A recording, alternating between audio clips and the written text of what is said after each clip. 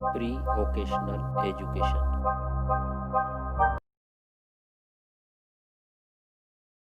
इयत्ता 10वी.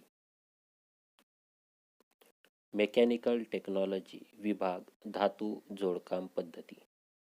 घटक 2 रेजिस्टन्स वेल्डिंग बद्दल माहिती बघूया. मी एस पेचे शासकीय तांत्रिक विद्यालय भिवंडी जिल्हा ठाणे.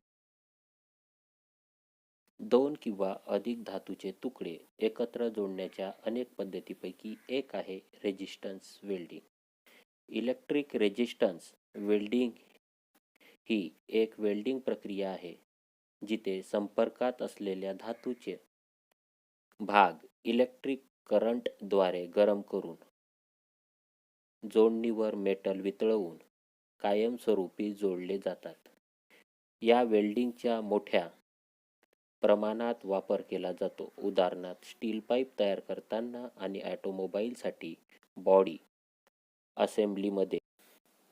रिवेट किंवा बोल्ट बसविण्यासाठी धातूमध्ये रेजिस्टन्स वेल्डिंगला अतिरिक्त सामुग्रीची आवश्यकता नसते. रेजिस्टन्स वेल्डिंग म्हणजे काय? जेव्हा आपण दोन धातूला एकमेकासोबत जोडतो त्यावेळेला त्याचे टेम्परेचर वाढवले फ्युजन पॉईंटपर्यंत आणि त्या धातूवर जर यांत्रिक शक्तीद्वारे दाब दिला तर ते जोडले जातात. याला आपण रेजिस्टन्स वेल्डिंग असे म्हणतो. ज्या वेळेला करंट त्या दोन धातूमधून जाईल त्यावेळेला त्या धातूमध्ये रेजिस्टन्स तयार होईल. हा रेजिस्टन्स हीट तयार करेल, दोन धातूच्या जंक्शन पॉईंटवर तिचे फ्युजन करेल व आपण यांत्रिक दाबाद्वारे त्या दोन्हीही धातूला जोडून देणार. आता आपण आकृतीचा वापर करून बघूया. आपल्याकडे दोन धातूचे तुकडे असेल ज्यामधून आपण करंट पास करणार. जेव्हा करंट या दोन धातूमधून पास होणार त्यावेळेला दोन धातूमधील जंक्शन असेल त्यामध्ये रेजिस्टन्समुळे हीट तयार होईल. ती हीट इतकी तयार होईल की जंक्शनला वितळवून फ्युजन पॉईंटपर्यंत नेईल. त्या वेळेला यांत्रिक दाबाद्वारे या दोन धातूला आपण जोडणार. या ठिकाणी फ्युजन होणार. दुसरी आकृती बघूया. आपल्याकडे दोन धातूच्या प्लेट्स आहे. तर फ्युजन होईल धातूच्या आतल्या बाजूस, ज्यामुळे आपल्या दोन्ही धातूच्या प्लेट्स एकमेकाला जोडल्या जाईल. तर हे आहे रेजिस्टन्स वेल्डिंगचे कार्य. तर आता आपण त्याचे प्रकार बघूया. रेजिस्टन्स वेल्डिंगचे प्रकार किंवा पद्धती.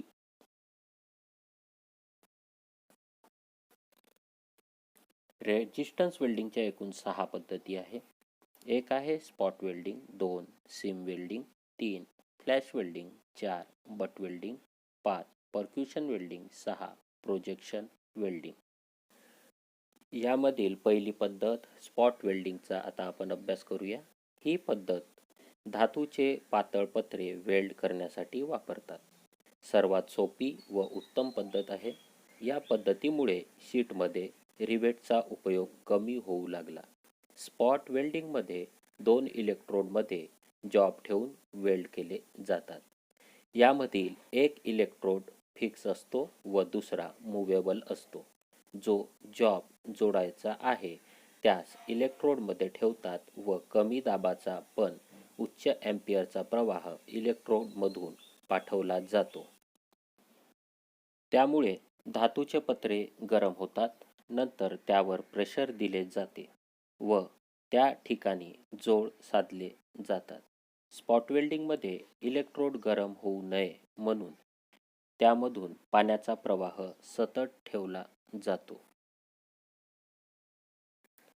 स्पॉट वेल्डिंगचे 3 प्रकारची यंत्रे उपलब्ध आहेत. Stationary single spot welding, portable single spot welding, 3 आहे मल्टिपल स्पॉट वेल्डिंग. उपयोग: मोटारीचे ढाचे व रेफ्रिजरेटरचे कॅबिनेट इत्यादी तयार करण्यासाठी याचा उपयोग करतात. आता आपण आकृतीचा वापर करून स्पॉट वेल्डिंग काय आहे ते नेमकं बघूया.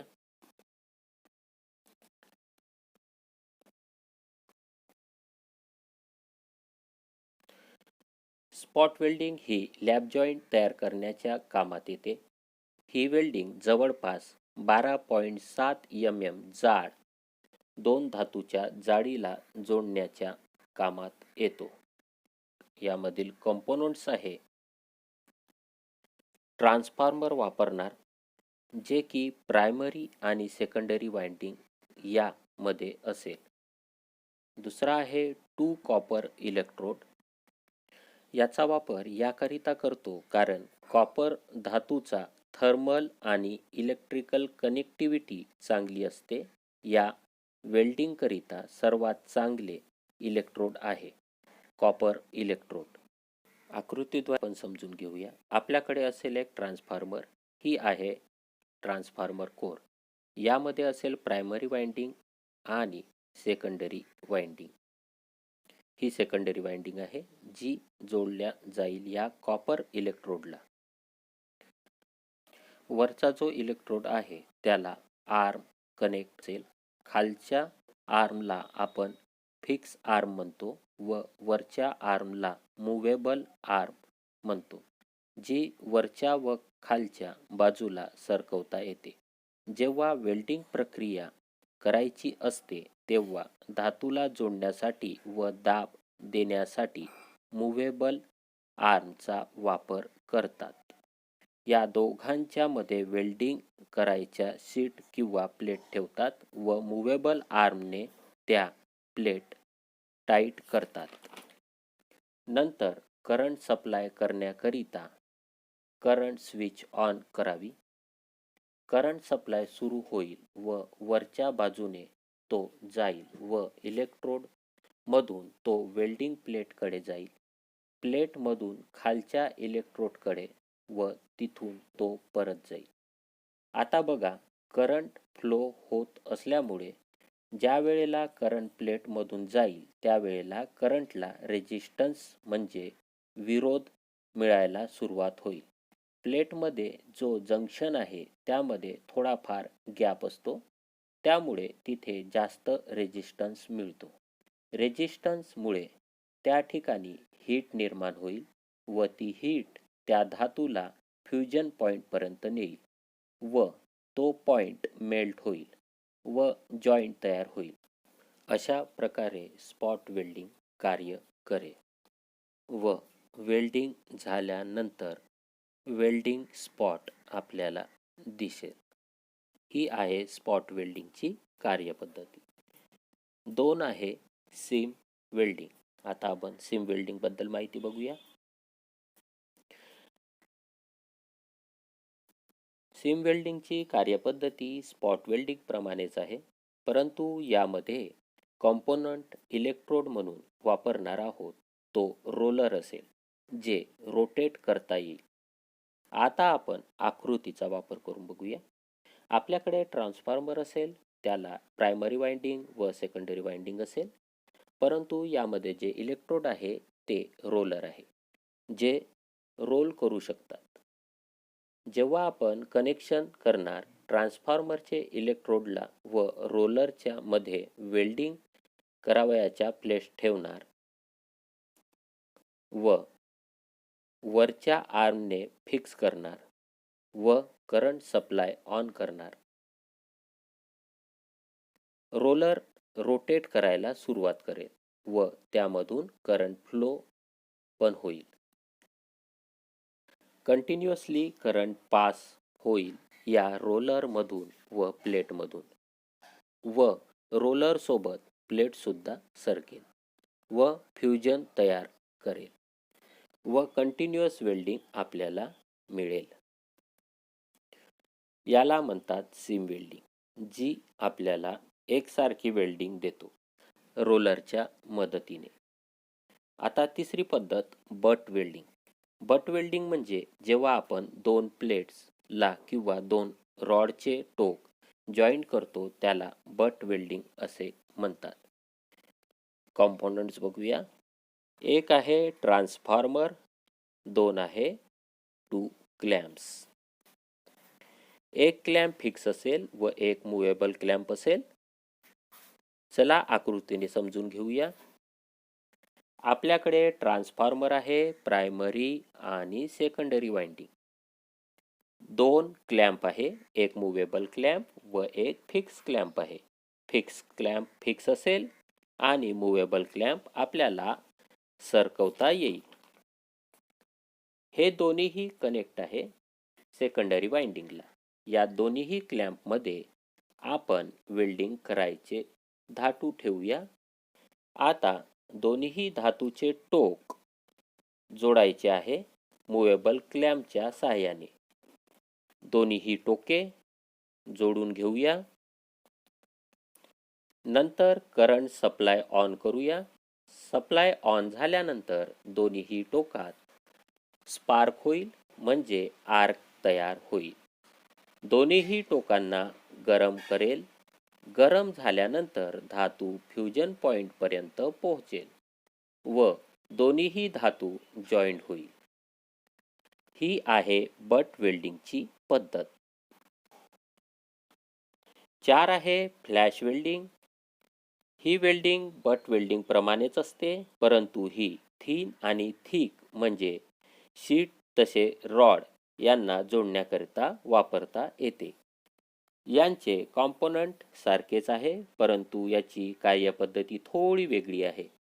यामध्ये ट्रान्सफॉर्मर आहे, क्लॅम्प आहे, समान बट वेल्डिंग प्रमाणेच, परंतु यामध्ये सुरुवातीला करंट सप्लाय ऑन करतात व नंतर मूवेबल क्लॅम्प सरकवूया फिक्स क्लॅम्पला लावलेल्या धातूकडे. जसे दोन्हीही धातूचे टोक टच होईल तसे स्पार्क होईल व फ्युजन होईल व दोन्ही धातू जोडल्या जाईल.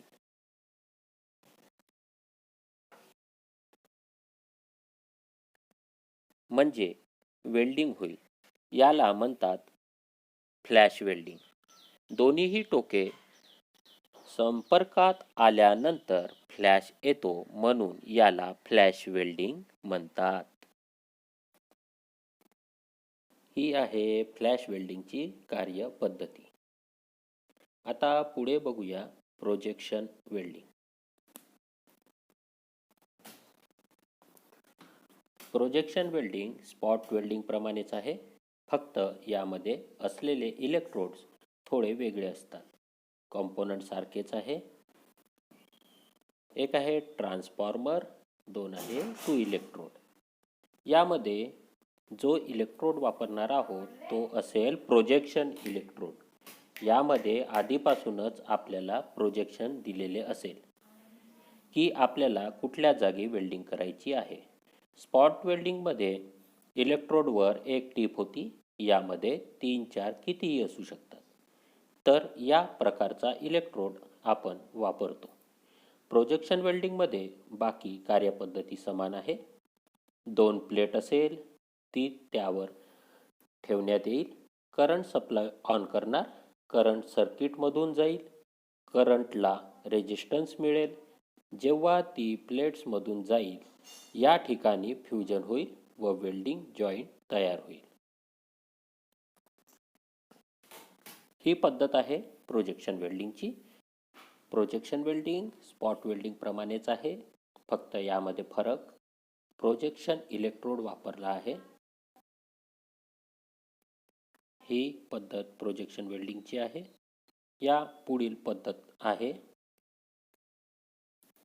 परक्युशन वेल्डिंग. ही एक आधुनिक वेल्डिंगची पद्धत आहे. परक्युशन वेल्डिंग ही वेल्डिंगची एक सुधारलेली पद्धत आहे. उपयोग: या पद्धतीने लहान तारेचे टोक जोडतात, तसेच ट्यूब, स्टँड, बार जोडता येतात. 2 असमान धातू जोडले जाऊ शकतात. प्रॅक्टिकल व्हिडिओ बघून समजून घेऊया ही पद्धत. Today I'm going to demonstrate the speed and ease of setup of the percussion welder. I have stranded copper wire, solid Hastelloy wire, and a weld schedule. First I'm going to load the Hastelloy wire into the stationary wire holder, the copper wire into the movable wire holder, and ground the copper wire because it's insulated. Now I'm going to set my weld schedule. 51 volts for the actuator, 1.1 millisecond delay, 93 volts for the weld power. 2 caps, negative polarity, long pulse, regular mode. I'm going to verify that I have 10 thousandths of an inch for a gap. Align the weldments. And weld. Now we're going to zoom in on the weld.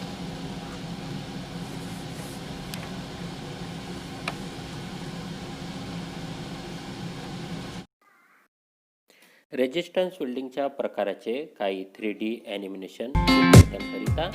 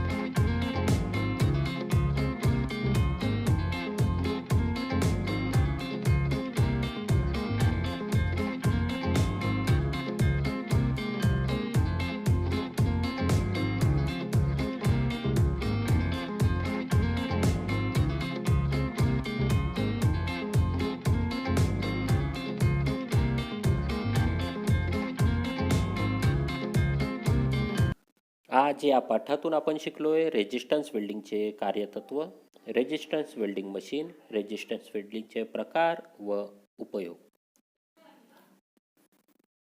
धन्यवाद.